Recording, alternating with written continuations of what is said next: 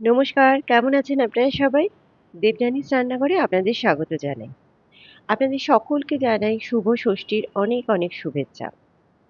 আর ষষ্ঠীর সকালে যদি এরকম একটা ব্রেকফাস্ট হয়, ছানার লুচি আর স্টাফড আলুর দম, তাহলে কিরম হয় বলুন তো ব্যাপারটা? তবে শুধু ষষ্ঠীর সকাল কেন, সপ্তমী, অষ্টমী যেকোনো দিন হতে পারে। যদিও আমি খেয়েছিলাম কিন্তু এটা পঞ্চমীর দিন রাতে। যাই হোক, ডিনার বলুন আর ব্রেকফাস্ট একটা অসাধারণ দুটো রেসিপি আপনাদের সাথে শেয়ার করলাম। যদিও ভিডিওটা একটু বড় হয়েছে, শেষ অবধি দেখার অনুরোধ রইল। ভালো লাগলে অবশ্যই আমার চ্যানেলটাকে ফলো করবেন। একটা লাইক, শেয়ার, সাবস্ক্রাইব করতে কিন্তু ভুলবেন না। এখানে আমি আলুগুলোকে স্টাফড আলুর দমের জন্য এভাবে কুড়িয়ে নিয়েছি। আমি সবকটাই করে নিয়েছি। একটা আপনাদেরকে দেখিয়ে দিচ্ছি। এভাবে যেকোনো কিছু আপনারা চামচের পেছন দিয়ে হোক, ছুরি দিয়ে হোক, আমি যেমন এখানে পিলার দিয়ে এভাবে মাঝখানে একটা ক্যাভিটি বানিয়ে নিতে হবে। ভেতরের আলুগুলোকে এভাবে কুড়ে নিতে হবে।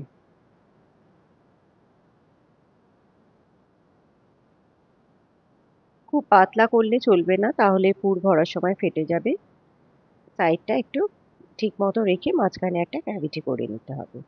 এবার এখানে কুড়ে নেওয়া আলুগুলোকে আমি নিয়ে নিয়েছি, আর এখানে নিয়ে নিয়েছি পনির গ্রেট করে। আপনারা ছানাও কিন্তু এখানে ব্যবহার করতে পারেন। এখানে আমি কড়াইতে দিয়ে দিচ্ছি বেশ কিছুটা পরিমাণ তেল। এবার এখানে আলুগুলোকে ভেজে নেব আমি। আলুগুলোকে আপনারা চাইলে একটুখানি সেদ্ধ করেও ভেজে নিতে পারেন। তবে আমি ডাইরেক্টই ভেজে নিচ্ছি। আর এটাকে সামান্য একটু নুন দিয়ে একদম ফ্লেমটাকে কমিয়ে এটাকে ভেজে নেব, যাতে এটা ভাজার সাথে সাথে সেদ্ধও হয়ে যায়।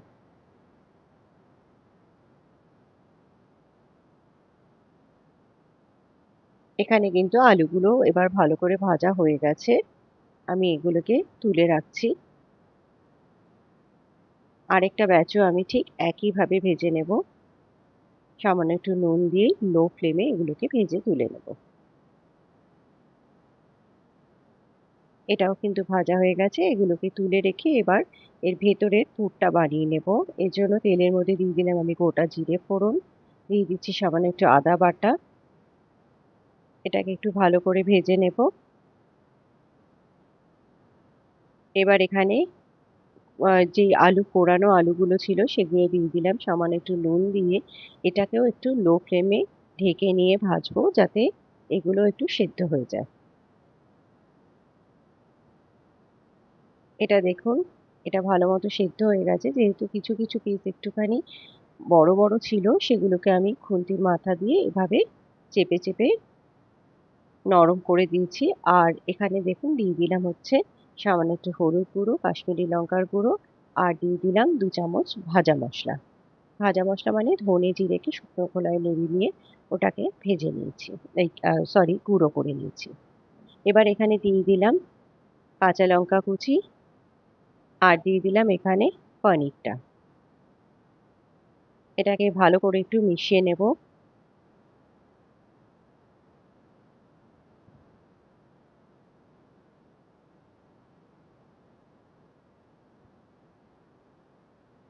এই স্টাফড আলুর দমটা কিন্তু খেতে অসম্ভবই ভালো হয়। এখানে আমি দিয়ে দিলাম সামান্য একটু গরম মশলার গুঁড়ো, আর দিয়ে দিলাম একটু আমচুর পাউডার। এতে টেস্টটা খুব ভালো আসে। আমি সামান্য একটু তেল দিচ্ছি এখানে, যেহেতু আমার এটা একটু ড্রাই লাগছিল। দিয়ে দিলাম আর একটু কাশ্মীরি লঙ্কার গুঁড়ো, একটু নুন দিয়ে দিলাম, আর দিয়ে দিলাম চিনির গুঁড়ো। এবার এটাকে ভালো করে মিশিয়ে নেব।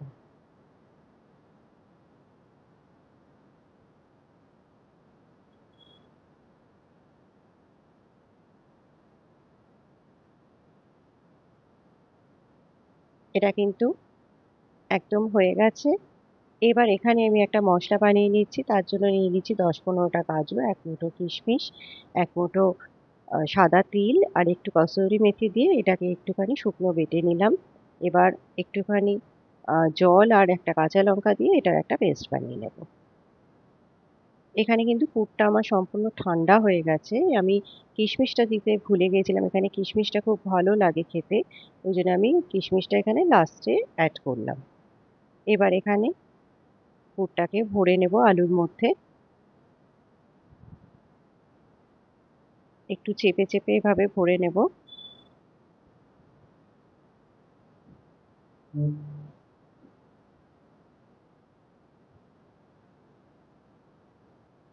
এভাবে সবকটা আলুতে আমি পুর ভরে নেব।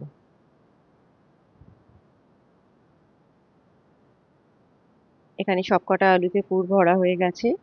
এবার এখানে এটার কারিটা বানিয়ে নেব। এখানে দিয়ে দিলাম সামান্য একটু তেল। এখানে দিয়ে দিচ্ছি শুকনো লঙ্কা ফোড়ন, দারচিনি, এলাচ, তেজপাতা। এবার এখানে দিয়ে দিচ্ছি আদা বাটা। আদাটাকে একটু ভালো করে ভেজে নেব। এবার যেই পেস্টটা বানিয়ে রেখেছিলাম সেটা এখানে দিয়ে দিলাম সামান্য একটু জল দিয়ে মিক্সিং জারে এটা এর মধ্যে দিয়ে এটাকে এবার একটু ভালো করে কষিয়ে নিতে হবে।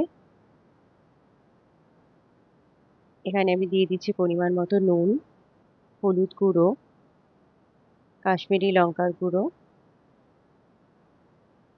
এটাকে এবার একটু কষিয়ে নেব ভালো করে।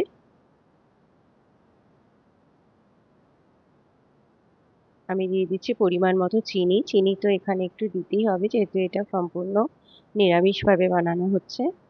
এখানে কিন্তু মশলাটা থেকে তেল বেরিয়ে গেছে, এটা একদমই কিন্তু বসে গেছে। এবার এখানে দিয়ে দিলাম কাঁচা লঙ্কা।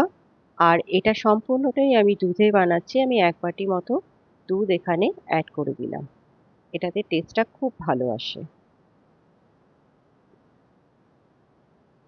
এবার এখানে দিয়ে দিচ্ছি 1 চামচ মতো ঘি আর সামান্য একটু গরম মশলার গুঁড়ো। এটাকে একটু ভালো করে ফুটতে দেব। এবার আলুগুলোকে এখানে ছেড়ে দিচ্ছি। খুব বেশিক্ষণ আলুগুলোকে এখানে ফোটাবো না, তাহলে কিন্তু নরম হয়ে মশলাটা বেরিয়ে যেতে পারে। এবার এখানে দিয়ে দিচ্ছি আরেকটু ওপর দিয়ে কাসুরি মেথি। এবার এটাকে আরেকটু ফুটিয়ে নামিয়ে নেব। এটা কিন্তু একদম হয়ে গেছে। এবার এটাকে নামিয়ে নেব। এবার এখানে ছানার লুচির জন্য আমি ছানাটাকে বাড়িতে তৈরি করে নিয়েছি। আমি 1/2 লিটার দুধের ছানা করে নিয়েছি। এটা সম্পূর্ণ জল ঝরিয়ে নিয়ে এটাকে একটুখানি হাত দিয়ে চেপে এরকম একটু স্মুথ করে নিচ্ছি।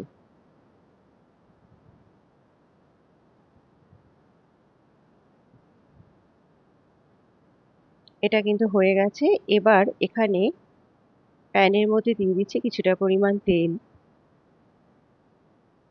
এখানে দিয়ে দিলাম সামান্য একটু হিং, কাঁচা লঙ্কা কুচি আর এখানে দিয়ে দিচ্ছি খুব সামান্য একটু আদা বাটা। এটাকে একটু হালকা করে ভেজে নেব। এবার এখানে ছানাটা দিয়ে দেব।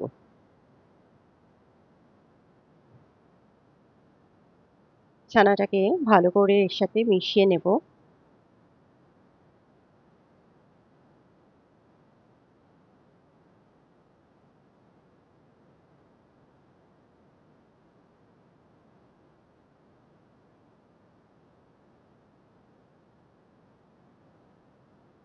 এবার এখানে দিয়ে দিলাম পরিমাণ মতো একটু নুন আর দিয়ে দিচ্ছি একটু চিনির গুঁড়ো। পুরটা করতে কিন্তু একদমই বেশি সময় লাগে না, খুব তাড়াতাড়ি হয়ে যায়। আপনারা যেকোনো সময় কিন্তু এভাবে বানিয়ে খেতে পারেন।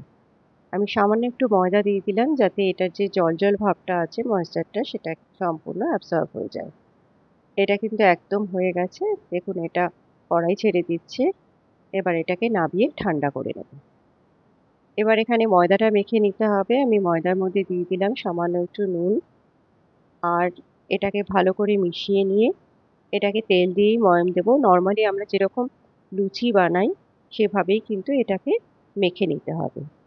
এটাকে খুব ভালো করে ময়ান দিয়ে নিতে হবে।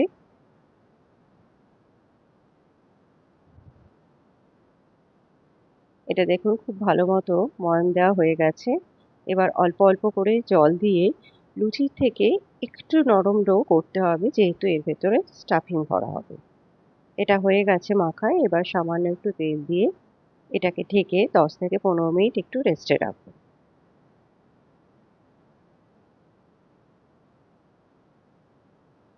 এখানে মিনিট 15 বাদে এটাকে একটুখানি ঠেসে নিয়ে এখান থেকে এভাবে লেচি করে নিয়েছি। আর ছানাগুলোকে এভাবে আমি বলের মতো করে নিয়েছি ভেতরে স্টাফিং এর জন্য। এবার এভাবে চেপে চেপে একটা বাটির আকার করে নেব। সাইডটাকে বেশি পাতলা রাখবো, মাঝখানটা কিন্তু একটু ভারী থাকবে। এবার চারিদিক দিয়ে এভাবে এটাকে বন্ধ করে দেব এবং হাতে চাপ দিয়ে এভাবে এটাকে একটুখানি ছানাটাকে স্প্রেড করে দিতে হবে। আরেকটাও ঠিক একইভাবে বানিয়ে নেব।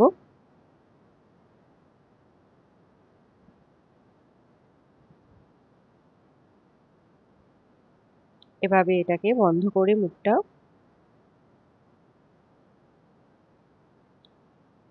এভাবে একটু হাত দিয়ে চেপে প্রেস করে দিতে হবে।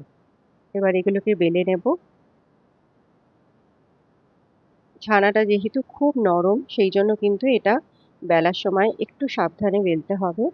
অনেক সময় ছানাটা বেরিয়ে যাওয়ার টেন্ডেন্সি হয়ে যায়।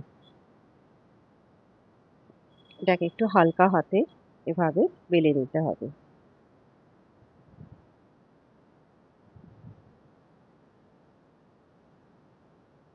আরেকটাও আমি এভাবেই বেলে দেখাচ্ছি।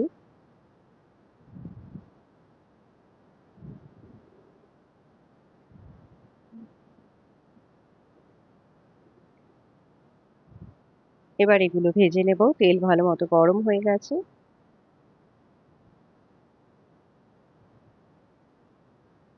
দেখুন এটা সুন্দর মতো কিন্তু বেশ ফুলে উঠলো।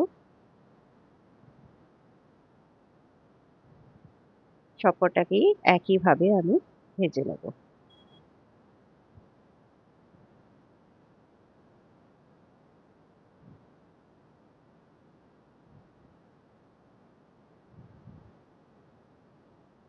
ব্যাস, এটা কিন্তু একদম রেডি হয়ে গেল। দুটো অসাধারণ স্বাদের খাবার। আমি একটা আপনাদেরকে লুচি ছিঁড়ে দেখাচ্ছি যে ভেতরে টেক্সচারটা কিরকম এসছে। অবশ্যই করে একবার বানাবেন এভাবে।